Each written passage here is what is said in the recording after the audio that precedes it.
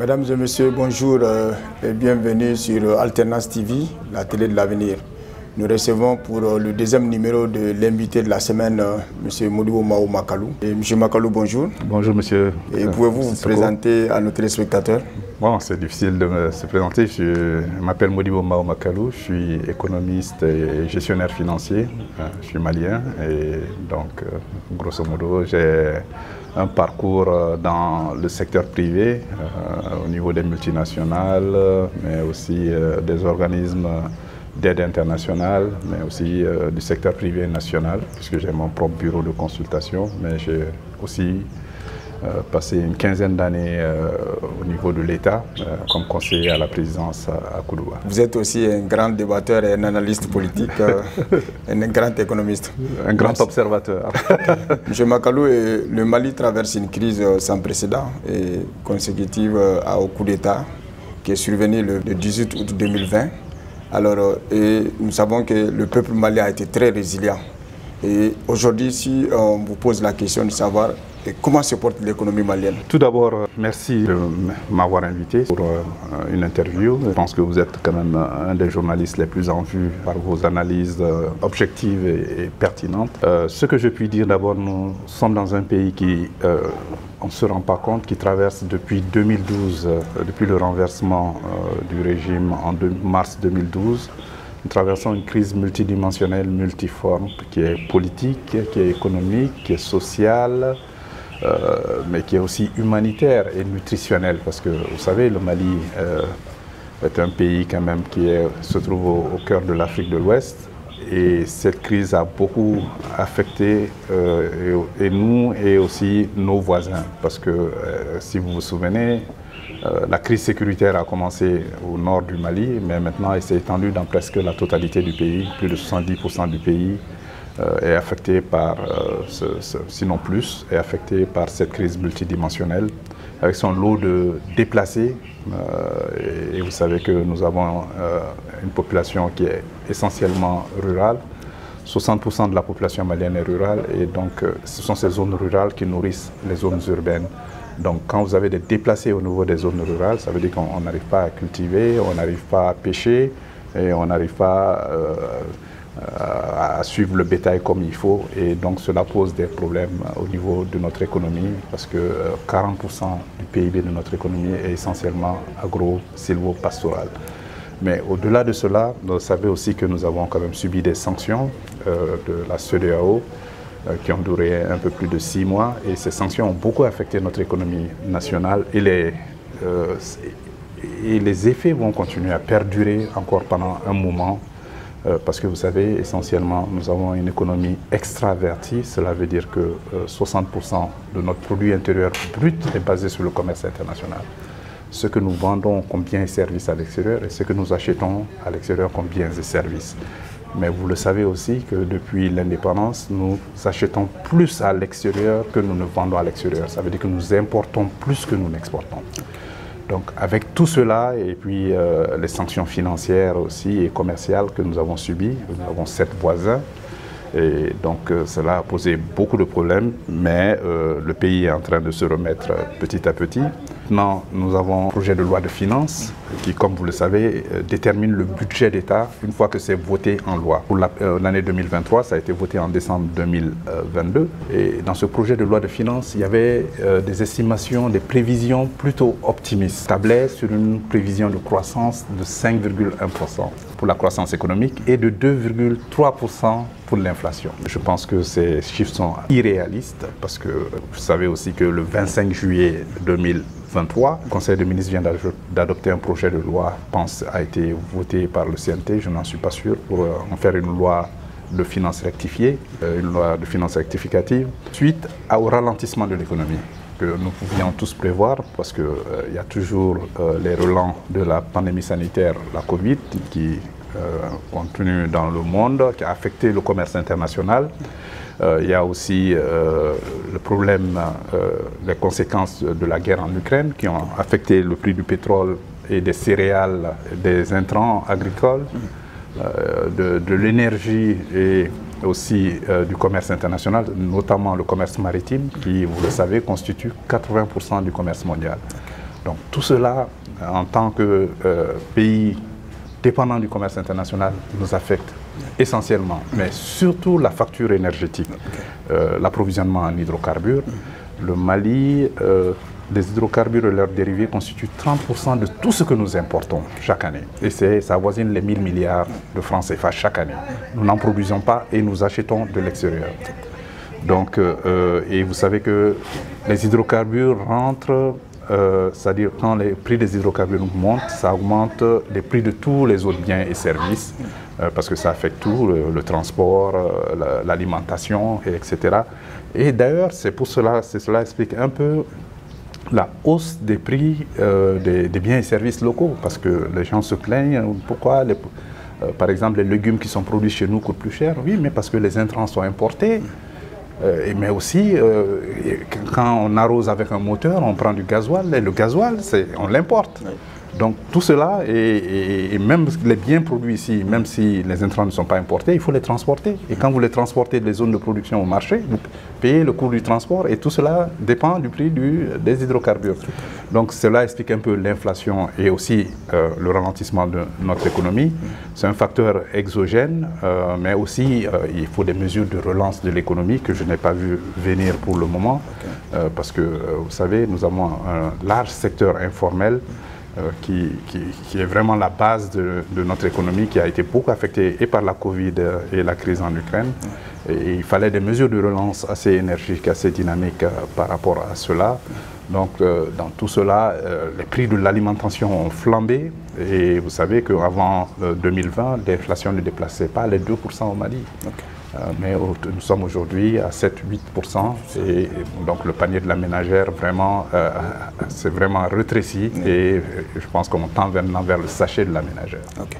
Mais M. Makalou, parlant des sanctions de la CEDEAO après le coup d'État, il y a beaucoup de Maliens qui pensent, surtout les autorités pensent que ces sanctions n'ont pas suffisamment affecté en tout cas l'économie malienne. Alors que vous venez de dire que nous sommes en train de subir, même si nous sortons petit à petit en tout cas des conséquences de ces sanctions. Alors est-ce que en ce moment les autorités sont en train de dire la réalité des choses? Parce que quand on regarde tout autour de nous, franchement, comme vous l'avez si bien dit, la vie est tellement chère que, alors qu'on dit que l'économie se porte en tout cas mieux. Est-ce qu'il n'y a pas en tout cas deux discours différents? Ça dépend de ce qu'on regarde. Si on regarde les chiffres macroéconomiques, je le dis toujours, ça fait 30 ans que le Mali a une croissance économique de 5% en termes réels. Mais ce n'est pas dû à autre chose. C'est dû à l'augmentation du prix international de l'or. Le cours de l'or, tant que le cours de l'or augmente, les chiffres macroéconomiques du Mali seront bons. Mais quelles sont les retombées de l'or sur notre pays? En 2022, nous avons produit nous avons vendu sur le marché international 72,2 tonnes d'or qui avaient été produites au Mali, mais les retombées pour les caisses de l'État, c'était 764 milliards de francs CFA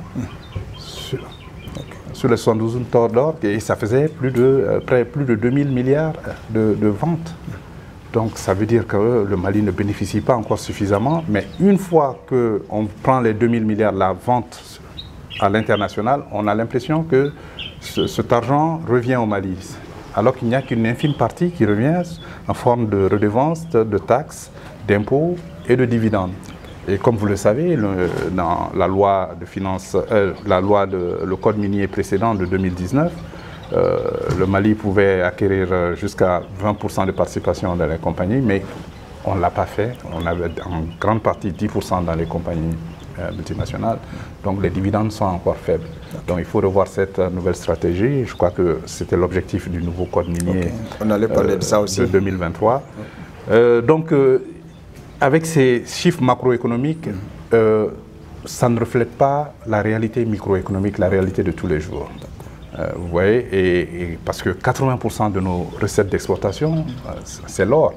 Donc effectivement, ça tire vers le haut artificiellement nos chiffres. Mais pour moi, ce n'est pas la réalité des chiffres, parce que moi, je veux une croissance économique inclusive pour notre pays, c'est-à-dire une croissance dont les fruits sont repartis au sein de la population. Si cette croissance était tirée par le coton, ça aurait été un autre son de cloche, parce qu'il y a 5 à 6 millions de Maliens qui vivent du coton et de ses dérivés. Donc tout ce qui affecte positivement le coton, les cours de l'or, du coton, s'ils augmentent, évidemment, ça a un bénéfice, parce que les cours internationaux du coton, ça équivaut au prix producteur pour les cotonculteurs. Donc chaque fois que les cours du coton augmentent, ça va dans la poche des cotonculteurs. Mais quand les cours de l'or augmentent, ça ne va pas dans la poche de l'État malien, ni du secteur privé malien ou de vous ou de moi. Donc c'est ça la différence un peu entre ces deux secteurs importants. Et le troisième secteur qui est très important, qui est un peu sinistré, c'est les animaux vivants. Évidemment, avec les déplacés, le manque de pâturage, l'insécurité en zone rurale, ça a beaucoup affecté notre commerce d'animaux vivants dans la sous-région, parce que nous avons le second plus important cheptel après le Nigeria dans la sous-région, en Afrique de l'Ouest, de toute façon. Et nos deux principaux clients sont le Sénégal et la Côte d'Ivoire. Et évidemment, avec la transhumance et tout cela, c'est affecté par les problèmes sécuritaires. Et donc, les troupeaux, généralement, les gens vont les mettre dans des endroits plus sécurisés, parce que quand vous vous rendez compte que les attaques en zone rurale concernent généralement les enlèvements de troupeaux, et cela constitue le patrimoine de ces populations rurales et donc affecte leur quotidien. Ok. Mais vous avez parlé tantôt de l'or, hein, et nous savons tout de suite qu'un nouveau code a été adopté. Et en quoi ce code-là est plus meilleur que le précédent? Est-ce que l'or va briller cette fois-ci pour les Maliens? Non, il y a des avancées dans le nouveau code minier, mais il y a des insuffisances aussi. Ce nouveau code va permettre une plus grande, va autoriser une plus grande participation des Maliens, de l'État et du secteur privé. Parce que vous savez, dans l'ancien code, dans les précédents codes, il y avait une cession gratuite de 10% à l'État malien. Et l'État malien pouvait acquérir 10% supplémentaires, donc c'était 20% au maximum, le plafond pour l'État. Maintenant, les 10% sont toujours cédés gratuitement, mais maintenant l'État peut acquérir 20% au lieu de 10%. Et additionnellement, le secteur privé peut acquérir aussi 5%, donc 10% gratuit pour l'État, 20% supplémentaire si l'État veut, et 5% pour le secteur privé, ça équivaut à 35%. Mais ce n'est pas automatique, parce que ça demande beaucoup de moyens. L'or, c'est 3 phases très, très importantes. La recherche, qu'on appelle l'exploration. Ensuite, l'exploitation, c'est-à-dire la production d'or, tirer l'or du sous-sol et puis le transformer en or. C'est vraiment un processus assez fabuleux, mais qui demande beaucoup de moyens financiers et de ressources humaines, de connaissances humaines en matière de production aurifère. Et ensuite, la dernière phase, c'est la commercialisation. Bon, la recherche minière, je crois que nous avons quand même des sommités dans notre pays qui ont permis de découvrir des grandes mines. Et il y en a encore beaucoup, et encore nous avons beaucoup de produits dans notre pays qui sont encore inexploités. Mais maintenant, au niveau de la production, on a beaucoup de faiblesses, parce que moi je dis qu'on ne connaît pas réellement la production d'or produite dans notre pays. On ne connaît pas. Parce qu'il n'y a aucun moyen de contrôle au niveau des compagnies minières pour savoir qu'est-ce qui a été produit, qu'est-ce qui n'a pas été produit. Et pourtant, l'État est suffisamment représenté au niveau du conseil d'administration, même à l'usine. Si vous avez 10% au niveau du conseil d'administration, vous aurez 10% des administrateurs. Si vous avez 20%, vous aurez 20% des administrateurs. Mais encore, on revient à la gouvernance, c'est-à-dire le gouvernement des personnes et la gestion de l'administration des choses. Qu'est-ce que vous envoyez au conseil d'administration? Si vous prenez votre copain ou votre oncle ou votre militant pour l'envoyer au conseil d'administration et qui ne s'y connaît pas, parce que c'est le conseil d'administration qui fixe les orientations d'une société et qui s'assure du suivi des orientations par la direction. Quelqu'un qui ne sait pas lire un bilan, quelqu'un qui n'a aucune connaissance en matière économique ou en matière minière qu'on envoie dans un conseil d'administration, mais qu'est-ce qu'il va aller faire dans un conseil d'administration? Certainement pas représenter les intérêts de l'État, mais aller assister comme quiconque. Donc il y a cette gouvernance, il va falloir améliorer la participation de nos représentants, des représentants de l'État au niveau de ces conseils d'administration dans les compagnies minières, mais aussi il va falloir une politique nationale pour une plus grande participation de l'État et des privés maliens dans le secteur aurifère. J'entends des gens dire qu'il faut nationaliser, mais vous allez nationaliser quoi? Ce tort, il a toujours été sous notre sous-sol ici. C'est à Kalana que nous avons, sous Gémorque, en 1985 et 1991, qu'on a commencé pour la première fois l'exploitation minière industrielle. Et ça, c'était 100% étatique. Mais depuis 1991, nous avons parmi les plus grosses compagnies minières au monde, ici, dans notre pays. Il faut du répondant par rapport à ces compagnies minières, parce qu'elles ne sont pas dans le bénévolat, ce sont des compagnies commerciales qui sont là pour faire des bénéfices, qui ne sont pas là pour construire des routes, qui ne sont pas là pour construire des puits, creuser des puits, ils ne sont pas là pour créer des hôpitaux, elles sont là pour faire des bénéfices et les rapatrier. Maintenant, nous, c'est notre or, c'est notre sous-sol. Donc, si nous appelons des compagnies à venir, nous devrions négocier avec elles sur un plan équitable. Mais encore, faut-il avoir des négociateurs du répondant en face. Parce que ces compagnies minières sont très puissantes et très riches en ressources humaines, matérielles et financières. Donc, il faut quand même avoir une stratégie pour quand même qu'il y ait un partenariat gagnant-gagnant. Et c'est possible. C'est tout à fait possible, mais il ne faut pas s'attendre à du bénévolat. Donc, pour que l'or brille pour les Maliens, la législation est un pas dans la bonne direction, mais la mise en œuvre de la législation est un autre pas dans la bonne direction. Ce n'est pas parce que vous avez une très bonne législation que cela va vous permettre d'engranger plus de recettes fiscales et autres. Il faut que ce soit quelque chose de simple, de facile à faire et que ce soit basé sur un partenariat gagnant-gagnant. Et ça, nous sommes en train d'aller dans cette direction petit à petit, mais il y a encore des efforts à faire dans ce sens. Sinon, beaucoup de gens pensent que, surtout les populations locales, là où on extrait de l'or, en fait, ces populations sont tellement démunies, elles n'ont même pas le minimum, c'est-à-dire pas de services sociaux de base, ni rien. Est-ce que c'est l'État ou c'est les sociétés minières qu'il faut en vouloir? Tout ça, c'est dans la convention d'établissement. C'est les contrats, c'est l'État qui détermine le contrat et qui doit le présenter à la compagnie minière. Le développement local, les programmes de développement, les PDSEC, là, de chaque région où on produit de l'or. En tout cas, moi j'étais à Siama, donc Siama et Fourou. Ce qu'on faisait, c'était quand même, c'était l'entreprise qui prenait des initiatives, mais ce n'est pas comme ça que ça doit se faire. Ce sont les ressortissants à travers leurs représentants, c'est-à-dire l'État, qui doit présenter un plan de développement local.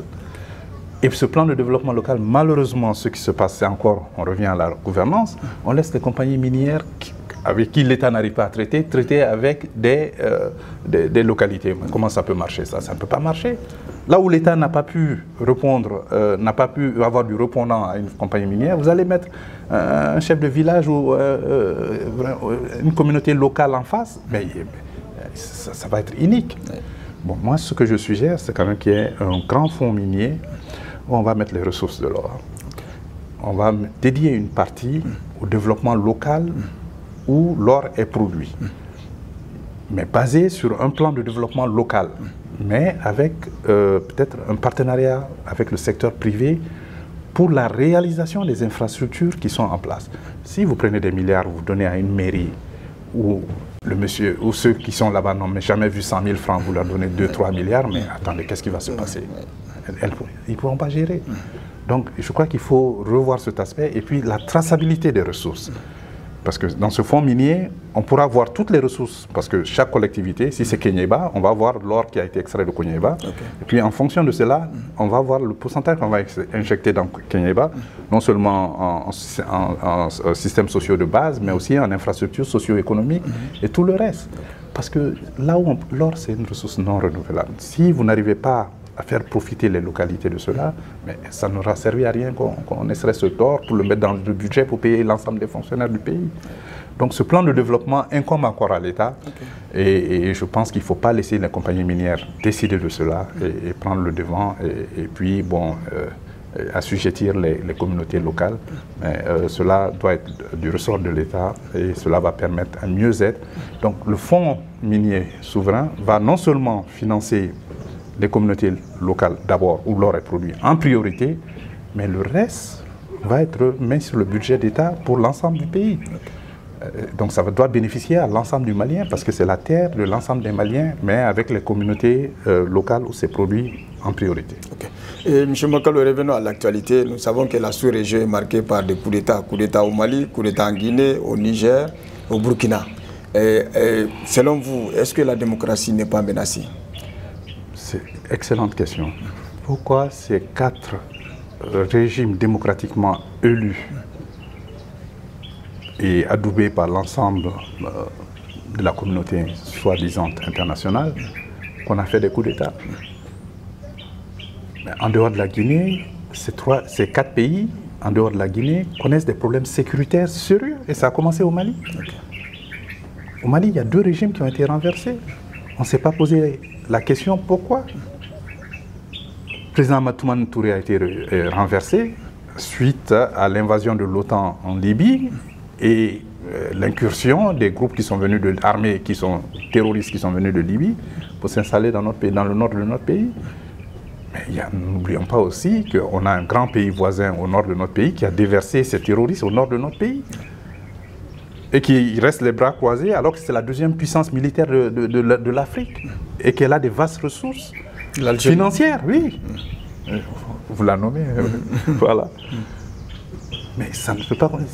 On ne peut pas, vous savez, ce programme, la lutte contre l'insécurité et le terrorisme ne peut se faire qu'à travers la coopération sous-régionale, régionale et internationale. Et il faut que tout le monde joue le jeu. Si vous prenez le Mali, à partir de l'Algérie, il n'y a que le Mali qui constitue un verrou pour atteindre le golfe de Guinée. Parce que si vous traversez le Mali, vous allez en Côte d'Ivoire, vous atteignez le golfe de Guinée. Maintenant, le Niger, c'est la même chose. Si vous quittez l'Algérie ou bien la Libye au nord, vous traversez le Niger, vous atteignez le Nigeria. Mais pourquoi les gens ont croisé les bras pendant que ces 3 pays, essentiellement le Mali, le Burkina et le Niger, ont souffert toutes ces années en luttant contre des groupes dans leurs frontières communes, dans la zone du Liptako? On nous a amené des armadas qui ont servi à quoi? L'amunissement était là avec 15 000 hommes, plus de 15 000 hommes. Ça n'a servi à rien. Barkhane était là, ça n'a servi à rien. Au contraire, l'insécurité s'est étendue pour atteindre ces 3 pays. Et vous savez, quand l'insécurité grandit et qu'il y a des troupes étrangères dans un pays, et que le problème s'aggrave, et que la durée des troupes s'accélère, enfin augmente, ben ça s'assimile à des armées d'occupation. Et ça amène du ressentiment national et contre les régimes qui ont autorisé l'arrivée de ces troupes. Il faut des résultats pour la lutte contre l'insécurité, quel que soit le régime, que ce soit un régime de transition, que ce soit un régime démocratiquement élu. Quand la situation sécuritaire s'empire de jour en jour, que les gens, le mal-vivre augmente de jour en jour, évidemment, ce ne sont pas des bonnes nouvelles pour un régime en place, quelle que soit sa forme. Donc, si je vous comprends bien, vous comprenez en tout cas les différents coups d'État là? Oui, mais... Il se justifie? Non, on ne peut jamais dire... Le Niger, par exemple, il n'y avait pas de crise. Personne n'a vu venir ce coup d'État au Niger. En Guinée, on peut comprendre qu'il y avait des remous parce que le président Alpha Condé, quand même, a changé la constitution, a fait un 3e mandat. Contre Ibrahim Boubacar Keïta, il y a eu des manifestations, des mouvements qui ont été créés, il y avait ces difficultés. Donc au Burkina, Roch Marc Christian Kaboré, il y avait quelques difficultés, c'est surtout la situation sécuritaire qui l'a emporté parce qu'il avait quand même été réélu et je pense que les difficultés n'étaient pas insurmontables. Mais quand il y a l'assistance militaire étrangère dans ton pays, même si tu es un démocrate, ça t'affaiblit si la situation sécuritaire se dégrade. C'est ce que j'essaie de dire. Okay. Mais ça ne justifie pas toujours un coup d'État, mais en plus, moi, que vous fassiez un coup d'État ou pas, il y a un renversement de régime ou pas, l'objectif de tout gouvernant, c'est de s'assurer qu'on remette le pays dans un meilleur état qu'on ne l'a trouvé. Ça ne sert à rien de venir faire la propagande des écrans de fumée. Le plus important, c'est d'avoir des résultats palpable pour le peuple. Et cela commence par sa sécurité, son bien-être et l'amélioration de ses conditions de vie. Ok. Et vous savez quand même que la CEDEAO menace d'intervenir au Niger pour rétablir le président démocratiquement élu qui est Mohamed Bazoum. Alors comment vous voyez en tout cas cette décision? C'est irréaliste. C'est irréaliste et c'est insensé, mais la CEDEAO joue sa crédibilité. Parce que 4 coups d'État dans son espace, elle pense qu'elle doit réagir, mais je pense aussi que les enjeux au Niger sont tout autres. Parce que les enjeux au Niger sont liés à la sécurité énergétique de l'Europe. Okay. On ne vous le dira pas, mais le Niger est le premier fournisseur d'uranium de l'Europe. Okay. 24% de l'uranium qu'on trouve dans l'Union européenne pour alimenter l'énergie nucléaire vient du Niger. Le deuxième fournisseur, c'est le Kazakhstan avec 23%. Aussi, avec la crise en Ukraine, le Kazakhstan, l'uranium du Kazakhstan passait par la Russie. Donc, avec les sanctions contre les Russes, cela s'est asséché. Okay. Si au Niger aussi ça s'assèche, bon, vous avez presque la moitié de la fourniture d'uranium en Europe qui est compromise. Deuxièmement, il y a un pipeline qui est en train d'être réalisé, qui quitte le Nigeria pour traverser le Niger et remonter en Europe à travers l'Algérie et la Libye pour alimenter l'Europe en gaz, parce que vous savez que le premier fournisseur de gaz en Europe occidentale, c'est la Russie. Et les sanctions contre la Russie persistent parce que la guerre a toujours lieu en Ukraine. Donc le gaz et l'énergie nucléaire, évidemment vous savez que l'énergie c'est la base de tout, vous le savez avec les coupures incessantes que nous avons au Mali, il y a toujours une corrélation positive entre l'accès à l'électricité et la croissance économique. Parce que l'électricité rentre dans la production nationale des biens et des services, mais aussi dans la consommation nationale. Okay. Donc si vous n'avez pas de l'électricité, vous ne pouvez pas produire et vous ne pouvez pas consommer. Donc ça fait que votre PIB va obligatoirement baisser. Et avec les coupures au Mali, évidemment, on n'a pas expliqué ça dans la loi de finances rectificative. Évidemment, les coupures sont aussi d'électricité, font partie aussi de cela parce que nous sommes un pays faiblement industrialisé, mais cette énergie n'est pas aussi disponible à cause des coupures. Il va falloir remédier à cela assez rapidement. Donc ça veut dire que, si je vous comprends bien, c'est pour toutes ces raisons que la CEDEAO va intervenir. Est-ce que vous ne donnez pas raison aussi, en tout cas aux détracteurs de l'organisation sous-régionale qui pensent que la CEDEAO est manipulée par la France, par l'Occident de façon générale? Mais ça devient apparent maintenant parce que moi, la CEDEAO que je prône, c'est la CEDEAO économique, la CEDEAO organisme d'intégration économique qui est l'une des meilleures au monde, je le dis, je le répète depuis. Que ça a permis l'intégration en Afrique de l'Ouest de 15 pays. C'est une communauté économique régionale de l'Union africaine, l'une des 5 communautés économiques régionales. Et elle est la plus performante en Afrique. Parce que la libre circulation des personnes, des biens et des services est une réalité dans nos 15 pays. Regarde ton passeport CEDEAO. Il y a des pays en Afrique, pays voisins, et il faut prendre des visas pour aller d'un pays à l'autre. Et de temps en temps, on ferme les frontières. Les gens n'arrivent pas à circuler librement entre 2 pays voisins. Ça, ce n'est pas notre réalité. Et aussi, la CEDEAO, il y a la Mauritanie qui avait quitté, qui a demandé à rejoindre. La CEDEAO économique. Hein. Il y a le Maroc qui a demandé à rejoindre la CEDEAO. Il y a la Tunisie qui a demandé à... Mais pourquoi? Et la Mauritanie peut-être récemment. La Mauritanie a demandé. Non, la Mauritanie a déjà demandé. Okay. Elle a un rang d'observateur. Quand elle a quitté, elle a demandé à revenir. Je pense depuis 2020, elle a demandé à revenir. Okay. Mais le Maroc a demandé après ça. Et la Tunisie aussi a demandé après ça. Mais pourquoi? Oui, mais est-ce que l'intégration économique est possible dans cette instabilité? Non, parce que ça va ensemble. Sans paix et sécurité, il n'y a pas de développement économique. Et pour revenir à votre question, j'aime moins et j'apprécie moins cette CEDEAO politique. Qui, depuis 1991, s'immisce dans les affaires politiques des pays, essaie de faire régner la bonne gouvernance. Parce que la démocratie, avant tout, c'est une question de légitimité et de légalité. Et moi, je pense qu'il faut ajouter un 3e pilier, c'est la redevabilité. Mais malheureusement, nous faisons beaucoup de simulacres de démocratie, il faut que nous mettions en place avant la démocratie la règle de droit, l'état de droit. Que personne ne soit au-dessus de la loi, que personne ne soit en dessous et que nous ayons des juges quand même vertueux et qui peuvent appliquer la loi et qui sont indépendants du pouvoir politique. Il faut l'indépendance de la justice et que cette justice aussi puisse être vertueuse et quand même dire le droit. Et parce que même si vous allez aux élections et qu'il y a des contestations électorales, le recours c'est devant qui? C'est devant la loi. Mais si la loi, si ceux qui tranchent prennent parti ou prennent des dessous de table, évidemment, vous n'aurez pas de démocratie. Donc, cela ne justifie pas les coups d'État encore. Je pense qu'il n'y a pas d'alternative à la démocratie. Moi, je ne suis pas pour les autocrates. Moi, je suis pour que les peuples élisent leurs représentants, mais dans la légitimité et dans la légalité. Maintenant, ce que je vais terminer par dire que par rapport à la CEDEAO, je pense que cette intervention armée, il ne faut pas oublier que la CEDEAO a un accord avec l'Organisation du traité Atlantique Nord, l'OTAN. Et que l'OTAN peut appuyer la CEDEAO dans toute action militaire. Mais l'OTAN, c'est qui? C'est en grande partie 70% du budget de l'OTAN est fourni par un seul pays, les États-Unis d'Amérique. Et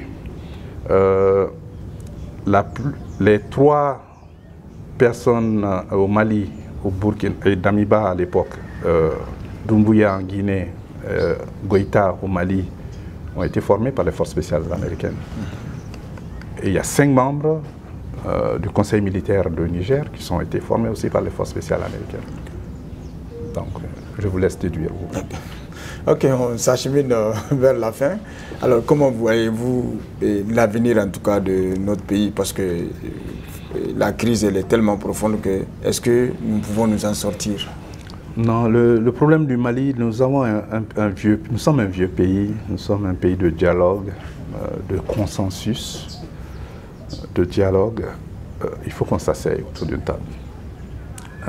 L'accord pour la paix et la réconciliation issu du processus d'Alger est un processus qui a été un peu fourvoyé parce que ça a été concocté à l'extérieur.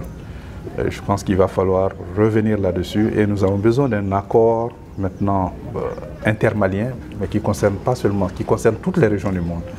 Parce que ce dont se plaignent ceux qui ont pris les armes au nord de notre pays contre notre État, mais il n'y a personne qui soit plus apte, plus légitime à prendre des armes que la région de Caille. Parce que c'est elle qui fournit la grande partie des ressources fiscales qui sont mises à la disposition de l'ensemble des Maliens, y compris de ceux qui sont en train de prendre les armes contre notre pays. Donc nous avons besoin, le développement local, ça doit être une réalité et on doit revoir ça à travers une décentralisation et à travers un processus amélioré de démocratie directe, mais dans la légitimité et dans la légalité, mais on ne peut pas faire ça sans règles de droit. Donc nous avons besoin de ce nouveau accord, surtout qu'il y a une nouvelle constitution qui est en place. La 4e République doit démarrer dans cet état d'esprit. Donc ça veut dire que la transition doit venir, le succès de cette transition, ce serait d'investir un nouveau président élu démocratiquement, de manière transparente, par des élections apaisées. Et en ce moment, on pourra dire que cette transition a eu un bilan au moins globalement positif. Quel est votre mot de la fin? Mon mot de la fin, c'est un mot de paix, de solidarité et de bien-être pour l'ensemble des populations du Mali, de l'Afrique de l'Ouest et du monde. Parce que nous avons, vous savez, je l'ai dit, il n'y a pas de paix sans développement, il n'y a pas de développement sans paix et sécurité. Mais c'est l'État qui doit assurer non seulement la sécurité des biens et des personnes sur l'ensemble d'un territoire national, mais c'est l'État aussi qui a en charge à travers la politique économique d'améliorer le quotidien des populations. Donc l'État, qui est la puissance publique, a des obligations mais aussi des devoirs et il incombe à chacun d'aider cet État, mais cet État doit être visionnaire et doit aussi s'assurer que l'ensemble des populations puisse quand même avoir sa confiance. Merci bien, M. Makalou. C'est moi qui vous remercie, monsieur. Mesdames et messieurs, c'est tout pour ce deuxième numéro de notre émission, l'invité de la semaine. Nous avions reçu M. Modou Omaou Makalou, qui est un économiste et un analyste. Il a parlé de l'actualité et surtout de l'économie. Merci pour votre aimable attention et à la prochaine fois.